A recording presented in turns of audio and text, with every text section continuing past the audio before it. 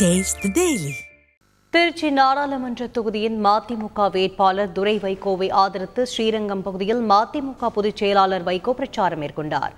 துரை வைகோவிற்கு ஆதரவாக தீப்பெட்டி சின்னத்தில் வாக்களிக்குமாறு மக்களை கேட்டுக் கொண்டார். மேலும் மேகதாது அணை கட்டப்பட்டால் காவிரியில் தண்ணீர் வராது என்றும், நாடாளுமன்ற தேர்தலில் போட்டியிட்டால் ராணி மங்கம்மாள் போல பெரும் படையை திரட்டிச் சென்று அணை கட்டுவதை தடுப்போம் என்றும் வைகோ உறுதியளித்தார். இதே நிலையில் அவன் மேகதாட்டுவிலே அணை கட்டிவிட்டால் ஒரு சொட்டு தண்ணீர் காவிரிக்கு வராது, மேட்டூருக்கு வராது. இந்த திருச்சியில் இருந்தவாறுதான் 3ஆம் ராஜராஜ சோழன் படையெடுத்து சென்று அங்கே கட்டப்பட்ட அணையை உடைத்தெறிந்தார். ராணி மங்கம்மாள் ஒரு படையை திரட்டி கொண்டு போய் கர்நாடகத்திலே கட்டப்பட்ட அணையை உடைத்தெறிந்தார். இன்றைக்கு இந்த தொகுதியை தேர்ந்தெடுத்ததற்கு காரணம், அப்படி ஒரு வாய்ப்பு கிடைக்குமானால் தமிழகத்தையே படை திரட்டி கொண்டு போய் அந்த அணையை கட்டவிடாமல் தடுக்க வேண்டிய கடமை நமக்கு இருக்கிறது என்பதை இந்த நேரத்தில் தெரிவித்துக் கொள்கிறேன்.